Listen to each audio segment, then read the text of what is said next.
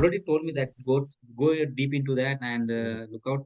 So do you think that I'm not eligible for the PMP certification or? See, if you go by the theory that they have, right? Mhm, What they really asked for a PMP certification. I'm not sure if you have seen that. Let me share mhm. my screen and show it to you Yeah. actually. If you have a 4-year degree, then this is what applies. If you do not have a 4-year degree, then this is what applies. So, assuming that you have a 4-year degree, what would apply to Yes. you is 36 months of experience leading projects within the past 8 years. Now, Mm. it clearly mentioned leading projects. This is where the problem is. A lot of people now, when you are going to apply here, when you click on apply now, what is going to happen is it will ask you to fill out an application form.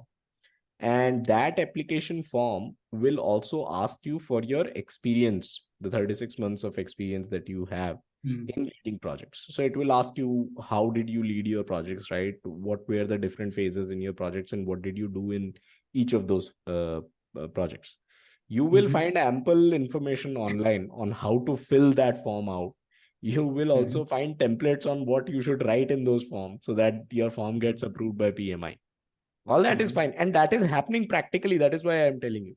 So you mhm, will be able to, your form will be accepted. You will get into your PMP mhm, certification exam, right? You can take up the exam. mhm, You may mhm, even pass the exam. That is all fine and mhm, dandy. You have the PMP certification. The mhm, problem comes when you try to go for a job interview where mhm, you are expected that, okay, since you are PMP, you would obviously have this experience.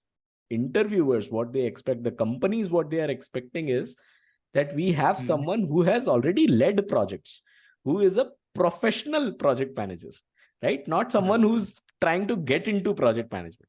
That is where the problem is. And so one of the requirements there after the second one, the third requirement there is to take up the 35 hours of project management education training, right? Yeah, yeah, yeah, yeah. This is the third one.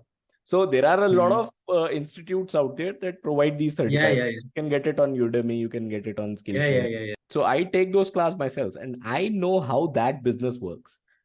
So I know Yes. that there are people out there who are trying to sell you that 35 hours course. Yes. That is their interest essentially. Mhm. So they'll Right. sell you the course. They'll tell you, yeah, yeah, yeah, you can take PMP, you can switch jobs, you can get promoted, you'll get a good hike and whatever XYZ. Mhm. But what I am telling you right now is the practical scenario out there, that a lot of Right, right, people right. who have not had the project management experience, they are able to clear the PMP because they study hard. It's obvious that Mhm. you have to study hard. It's not an Mhm. easy exam. So they study hard, they understand what project management is, and they get themselves the certification. But unfortunately, the problem is in the second step. The second step, when you go for a job, in the job interview, they are Mhm. not giving you a job just because you have the PMP certification. They want someone who has actually led projects. And that is where the Experience. problem Okay. is. Yes, that is where the problem Uh-huh. is.